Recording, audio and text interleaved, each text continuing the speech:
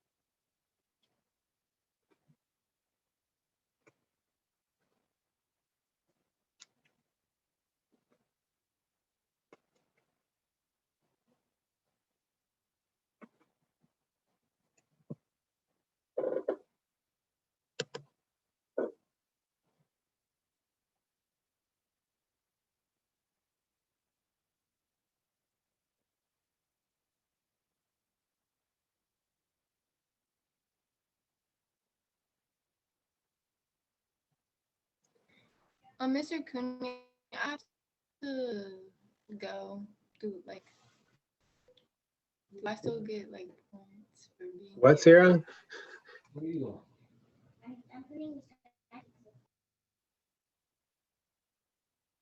going? Put it in the chat if you need to, Sarah. You're on mute now, so I'm not hearing you. Yeah, my family. But I have to go early. Like I'll only be keeping you like 5-10 minutes. So, and if you have to go soon, that's okay. If you got family stuff, just make sure and read the agenda. I'll mostly just be going over that stuff. Just make sure you keep track of the deadlines and stuff. Okay. All right, you guys, your video is a little bit choppy, but I think you can hear me okay. So I'm going to go ahead and go over the agenda, and that's really all I need you for. I'm going to give you the day off from live session tomorrow.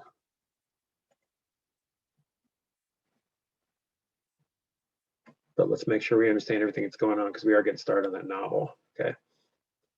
So, vocab lesson 6, sections 1 through 4, due tomorrow night.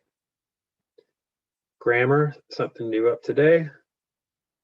A review of all the parts of speech is posted, and you need to complete that by Thursday night. It's a little bit longer, so I'm giving you 20 points for it. There's no video with it because I need to tell you about certain sections or concepts because it's just reviewing all the parts of speech we've already learned, which means we're going to have, you know, completion test type thing sometime next week, like we do with the vocab tests. So please make sure you do that. You know, the two more immediate things that we have going on, one of which you already know. With writing, you need to make sure and continue work on the outline for your argument of research paper that's due by tomorrow night. Please do not turn that in late. Let's stay on schedule, get this paper done, okay?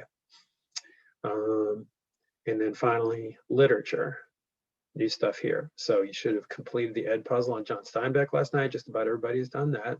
So you've kind of got an idea of where he's coming from, writing about these migrant workers in our own country, you know, during the Depression, during the Dust Bowl. You've probably had some experience with this period of history before, I'm sure, if not read a book that was set in it like this one is. But you're going to kind of see that the two main characters are the type of people that were being talked about in that video, Lenny and George. So now posted is a study guide for the first part of the book. It's 16 pages, and that's due by Thursday night. Okay, so I purposely made it 24 hours after you finished your outline. So if you're really jammed up with that, you could still do that the next day.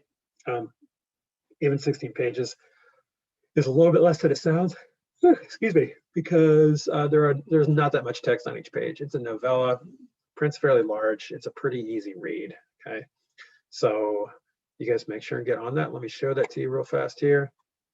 I also posted this, so if anybody doesn't have a book for some reason, there is a PDF of the entire text of the novella right there.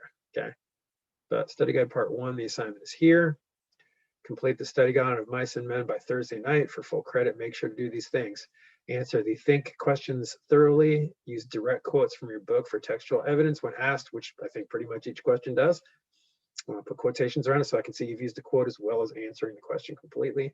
And then respond to the prompt at the end with a full paragraph of 4 to 5 sentences. Let's take a look at that.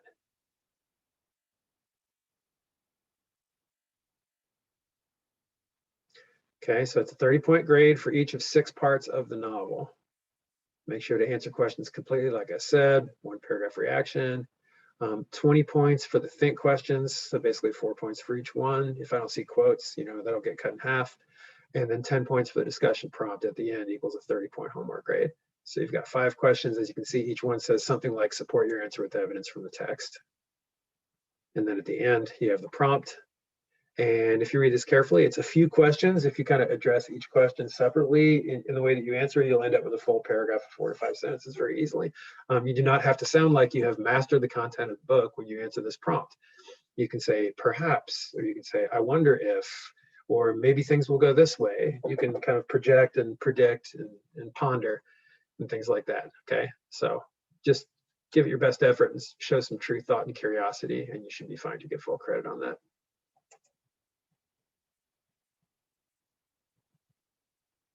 All right, that is everything that I need to show you. You guys should be working on that outline, so I'm going to let you go. We will not do live session tomorrow, okay? Because I want you to be working on finishing that outline. I'm giving you time to do that, and then we'll touch base Thursday again. Anybody got any questions? Yeah, I have a question about, did you get my email yesterday for the vocab? Oh, sorry, I haven't answered that, Trace. I will. I was just about to get back to a bunch of emails right now, so I'll get that to you soon. Okay, anybody else? All right, thanks guys.